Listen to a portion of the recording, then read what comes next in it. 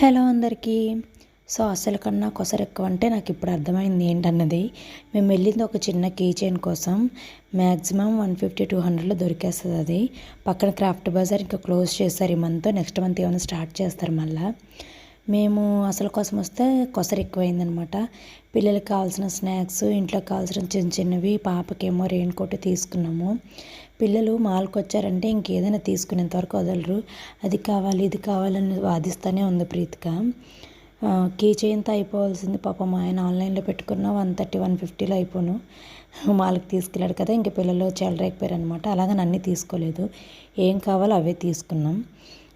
ఇంకా నాకేంటంటే అల్యూమినియం బాండీలు ఉన్నాయి ఇంట్లో, ఎక్కువ అల్యూమినియం వాడకూడదు కదా, అందుకే స్టీల్ ఒకటి తీసుకున్నాను. ఒకేసారి తీసుకుంటే బడ్జెట్ ఎక్కువైపోద్దని.